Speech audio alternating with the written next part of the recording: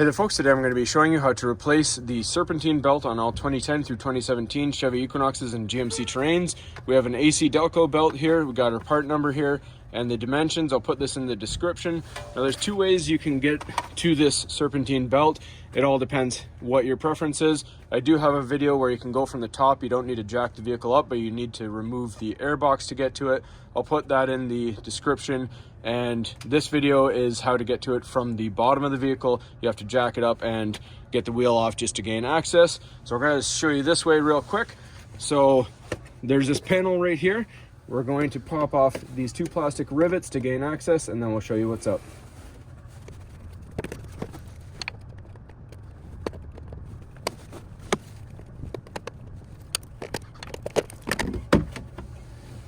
All right, so there's a third one just down here. You can pop it off and take this whole thing off, or you can just kind of bend this and twist it out of the way. So here is your crank pulley. You can see the belt is right here. So we're gonna get you close up, show you where the tensioner is. The tensioner is just through this hole, but we're gonna show you what we're doing while we're doing it. All right, so I'm gonna try and film this with one hand. I apologize in advance. I can't get the tripod in here, so I might be a little bit shaky. So right here, we're looking at our crank pulley, and our belt comes around the crank pulley here, and it goes over and around our AC right there, over our alternator, back down around our tensioner right here, and back around our crank pulley here. So I'm going to put a still picture right here of a diagram for the layout of the belt. All right, so as I said, you have your crank pulley here. Just above it is your tensioner.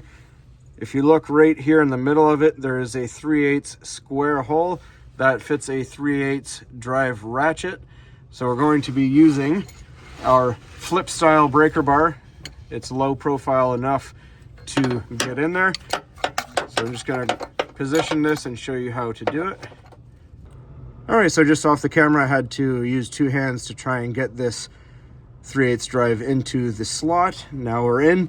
So we're going to pull down on our breaker bar, and you'll see that lifts up the tensioner there and takes tension off of the belt. So now we're going to grab the belt.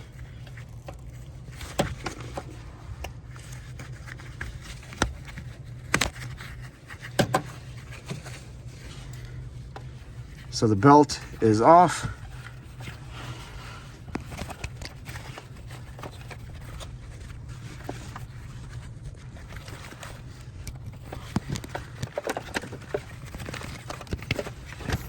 All right, now we're going to get the new belt and put it back on. All right, so just off camera, this will take two hands, so I just had to get the belt around. So you see I have it just loosely around the alternator, coming down just in front of the tensioner, then around the crank pulley and the AC. So now all we have to do is pull down on our tensioner, and then we get the belt on. So for that, I am going to have to set the camera down for a quick second.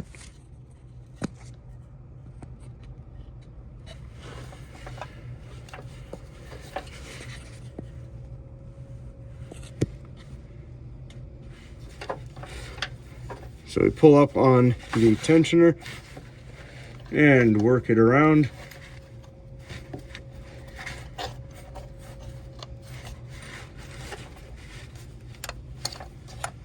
And we let go. Everything should be good and on there. Just double check, make sure it's seated on the alternator. All the ribs are within their resting point.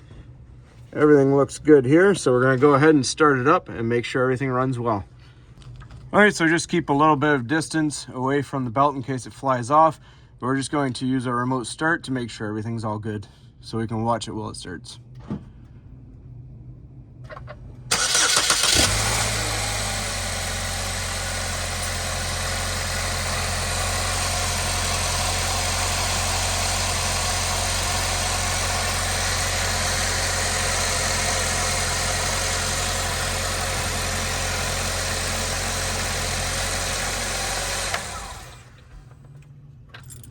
All right, so everything looks good there, folks. Now we're just gonna put everything back together. All right, now that the hard part's over, all you gotta do is pivot your piece back here and put your retaining clips back in.